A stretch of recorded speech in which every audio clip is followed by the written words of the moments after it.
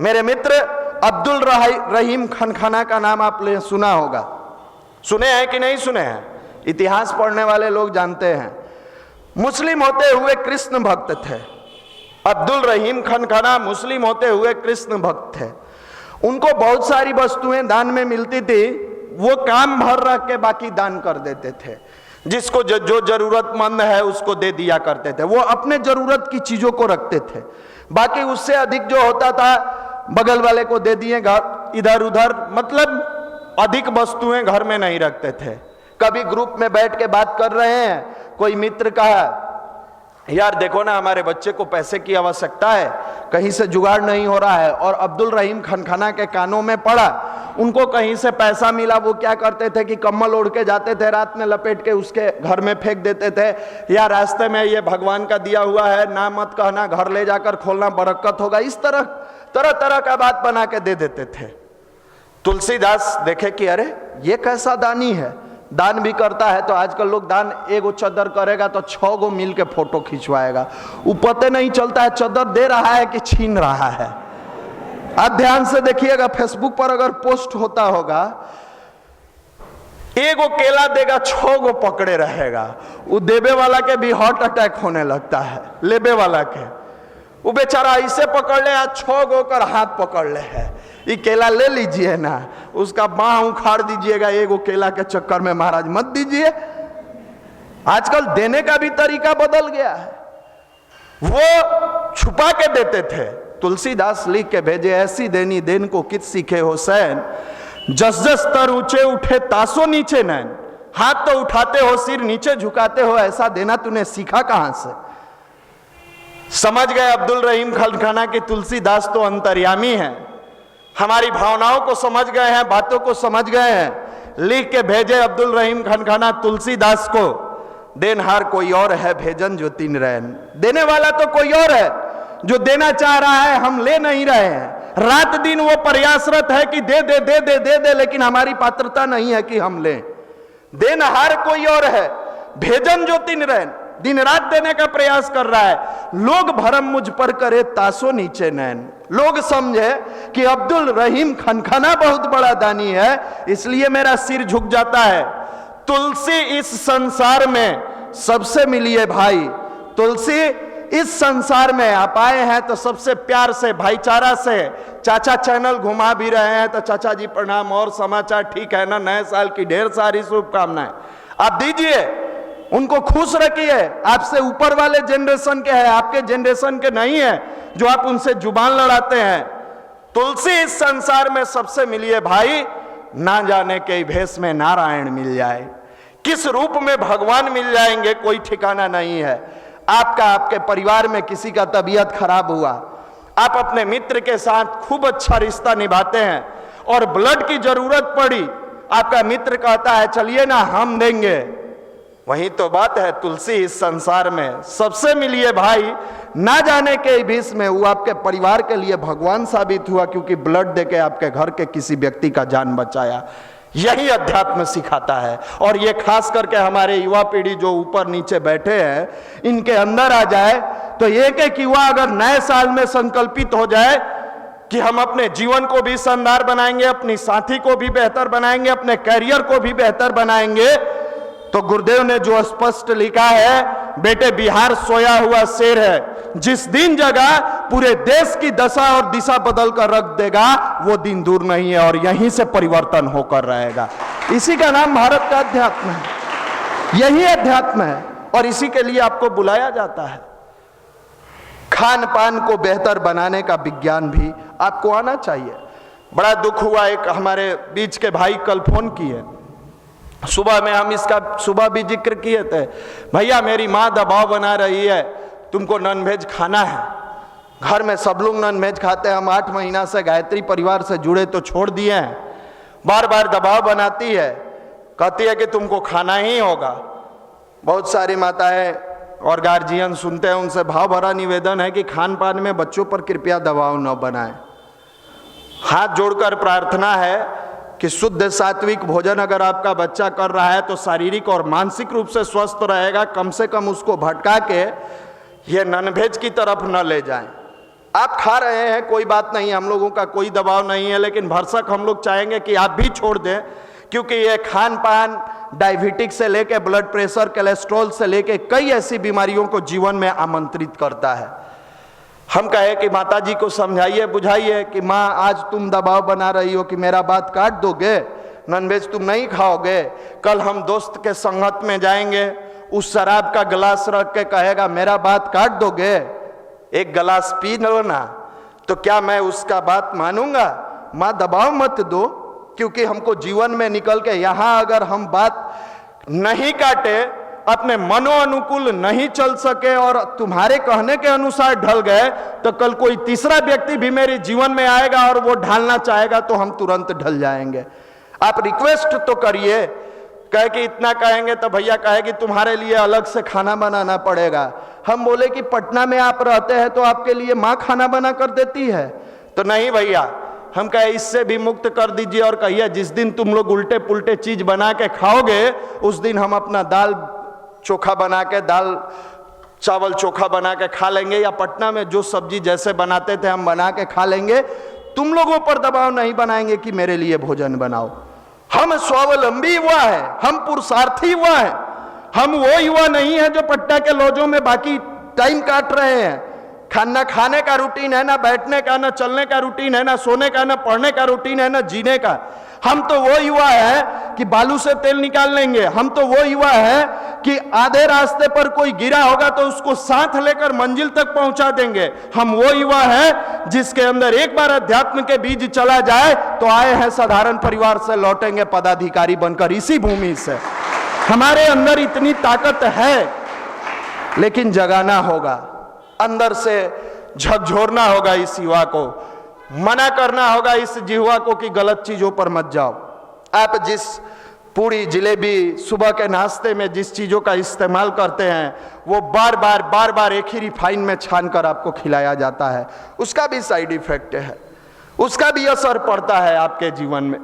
हम लोग जब छोटे थे तो याद है कि दूध रोटी मिल जाता था, उसी में मस्त हो जाते थे। आप लोग में से भी कई लोग भी उसका सेवन किए होइएगा। छोटे थे तो शहद, जो शहद मध होता है, शहद रोटी मिल जाता था, उसी में मस्त हो जाते थे। आम के सीजन में आम रोटी मिल गया, उसी में कहाँ सब्जी खोजते थे भैया, स्वस्थ भी रहते थे, मानसिक रूप से तंदुरुस्त भी रहते थे। और आज का भोजन फास्ट फूड खाते खाते फास्ट लाइफ में आप अपने स्लो हो गए हैं। आपका भोजन भी फास्ट है, मोबाइल का जियो का स्पीड भी फास्ट है। आप भैया, हम तो स्लो हैं। इतना ना फास्ट के चक्कर में पहले एक व्यक्ति घर में कमाता था, एक व्यक्ति पूरे परिवार को खुशहाल रखता था। छप्पड़ के मकान में जितनी खुशियां मना के हम लोग आए हैं, आज छत के मकान में उतनी खुशियां नहीं मिलती है। सबके परिवार की कहानी है। होली में एक कलर का जो कपड़ा पहन के बिना ब्रांड के हम लोग होली में मजा ले लिए हैं, आज ब्रांडेड भी पहन के अपने आपे को देखते हैं, दूसरा को कहाँ देखते हैं। पहन लिए तो 3 बार देखते हैं कि हमको कोई देखा कि नहीं देखा, नहीं देखा तो जूता पहनेगा तो 3 बार ऐसे ऐसे करेगा कि मतलब देखिए हम ब्रांड का जूता पहने हैं। कहाँ दिखावटी जीवन जी रहे हैं। हमारे गुरुजी, हम सबके गुरुजी साधारण गांव के दादाजी टाइप से रहते थे। जो भी जाता था लेखनी करते रहते थे। खटिया, जो गांव का खटिया उटिया देखे हैं ना आप लोग, रस्सी का जो बनाया हुआ होता है, उस पर बैठे रहते थे, प्यार से लोगों को बात करते थे, प्यार से पुचकारते थे सबको। 12 बजे रात हो, 1 बजे रात हो, 2 बजे रात हो, कोई भी व्यक्ति जब पहुंचता था गुरुदेव के पास तो माता जी, आजकल का कहानी कुछ उल्टा है। 12 बजे रात में आपके घर कोई पहुंच गया, आप बेल बजा, खास करके आप शादीशुदा हैं, आप पत्नी है, तो कहेगी कि ये कौन आफत आ गया है। पहला शब्द यही निकलेगा। गलती से आप तो उठिएगा, उठने जा रही है नहीं, आप जाके झांकिएगा, कहिएगा एक मेरा मित्र है, लगता है वहीं आ गया। जाइए आप ही कह दीजिएगा कि उसका तबीयत खराब है, जो बना के खिलाना है खिलाइए। ये 12 बजे रात में हमसे नहीं होगा। ये आज का फोन पर 5000 लिस्ट है, किसका? फ्रेंड का, फेसबुक पर, मोबाइल और व्हाट्सएप पर जनवरी के देखिए तो धजिया, नए साल की ढेर सारी शुभकामनाएं। आज जब रोटी खिलाने का बारी आता है तो आफत पड़ जाता है कि आफत आ गया है। कैसा लाइफ है भाई। माता जी के पास लोग जाता था, गुरु जी के पास 12 बजे 1 बजे माता जी उसी रात को जगती थी और कहती थी फटाफट फ्रेश होको, हम तुम्हारे लिए कुछ बना रही हूं। अब सामने गया व्यक्ति शर्मिंदा है कि इतना रात के हम क्यों आए, माता जी को कष्ट क्यों दे रहे हैं। वो तो सोच के गया था कि जाएंगे, माता जी को पता चलेगा नहीं, गुरु जी को पता चलेगा नहीं, धीरे से सो जाएंगे। और वहां माता जी उतर के आती थी, अरे लल्लू आया हो, हाथ मुंह धो, हम तुम्हारे लिए कुछ बना के ला रही हूं। हम उस गुरु के शिष्य हैं, हम उस वंदनीय माता जी के शिष्य हैं जो साधारण तरीके से जीवन जिए, आज पूरी दुनिया को अपने विचारों के बूते झुका सही राह पर चलाने की प्रेरणा दे रहे हैं, विचारों के बूते सही राह दिखाने की प्रेरणा दे रहे हैं। और अगर युवा पीढ़ी उनकी थोड़ी सी भी प्रेरणा का स्रोत बना है, वो प्रेरणा स्रोत है, प्रेरणा पाकर और सही राह पर चलने का प्रयास कर रहा है, तो उसके अंदर सबसे पहला काम आलस्य और दूसरा त्याग। थोड़ा सा किसी के साथ आप व्यवहार अच्छा कर लोगे, इसमें आपके पैसे खर्च नहीं होते हैं। खान पान सही कर लोगे, इसमें आपके पैसे खर्च नहीं होते। आप साधना कर रहे हो, आपका भोजन सही नहीं है, साधना आपका मजबूत कितना भी हो टिक नहीं पाएगा। हम बड़ा सा टंकी बना दें और उसमें नल खोल दें, आप पानी भरते रहें, हो सकता है थोड़े देर के लिए पानी भर जाए लेकिन टिक नहीं पाएगा। वो भरने के बाद धीरे धीरे वो टंकी खाली हो जाएगा, अपने आप खाली हो जाएगा। हमारे आपके जीवन में यही है, हम साधना कर रहे हैं, हमारा ना संयम है ना हमारा भोजन सही है, यह साधना बहुत दिनों तक हमारे साथ टिक नहीं पाता है। फिर जिस भाव से आता है चला जाता है। आप में से सभी लोग रेस्टोरेंट का भी खाना खाए होइएगा और घर का तो खाए ही खाए हैं।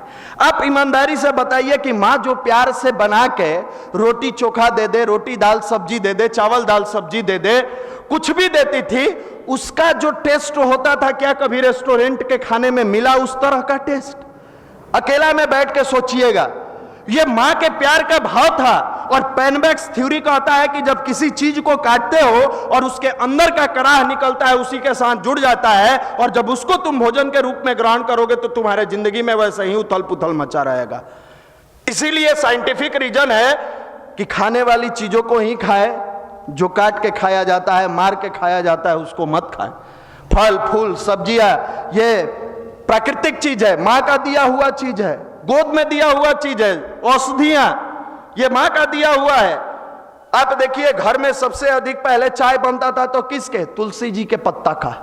आप लोग अगर गांव में रहे होइएगा लंबे समय तो देखे होइएगा, दूध का कम, तुलसी के पत्ता का, खास करके जाड़े में तो रेड प्रत्येक दिन। क्यों? उस तुलसी के पत्ता में गोल मिर्च डाल के जो चाय बनता था, जाड़े के दिनों में सर्दी और खांसी, सर्दी जुकाम से राहत देता था। हम लोग हाईटेक हो गए, कोक पीने लगे। हम लोग क्या पीने लगे? कोक। सेलिब्रेट करने लगे नया साल। कैसा सेलिब्रेशन भाई? कोरोना काल के दरमियान इसमें सब लोग जान रहे हैं कि इनके पिताजी की आर्थिक स्थिति इतनी कमजोर हो गई थी कि कई रातों भूखे सोना पड़ा। आप सब लोगों को पता है कि आर्थिक स्थिति कमजोर होने के कारण आपको पटना का रूम खाली करना पड़ा, और 1 जनवरी को आप सैकड़ों रुपया, 1000 रुपया लगा के केक खरीदते हैं, बैलून सजाते हैं, थाली पीटते हैं, भूल जाते हैं कि खून और पसीना से सींच के मेरे पिताजी ने इस पैसे को भेजा है, मेहनत और मजदूरी करके हमारे पिताजी द्वारा ये पैसा पहुंचाया गया है। आपका इमोशंस कहाँ चला गया भाई? आपका प्यार कहाँ चला गया?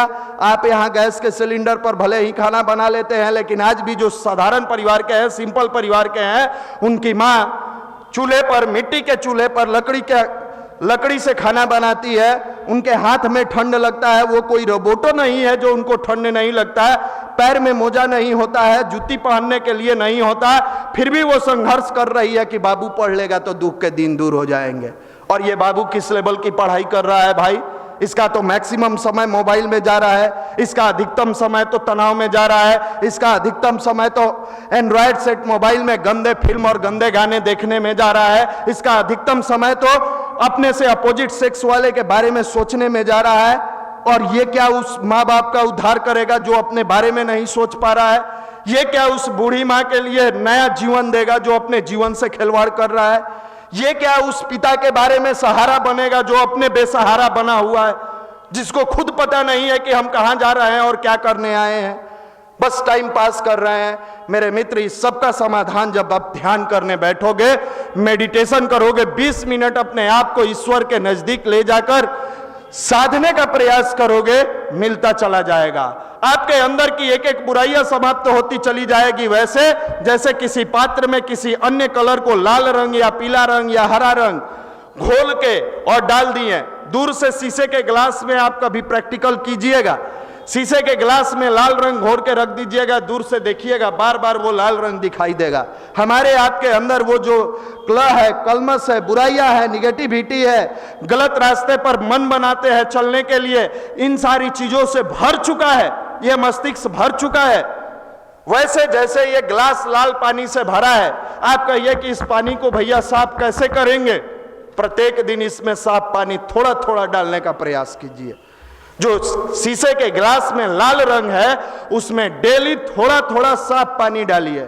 आप देखिएगा कि कुछ दिनों के बाद जो लाल रंग का पानी उस गिलास में दिखाई दे रहा था, वो साफ हो गया और कंप्लीट जैसा वाटर का कलर है, अब गिलास में वैसा कलर दिखेगा।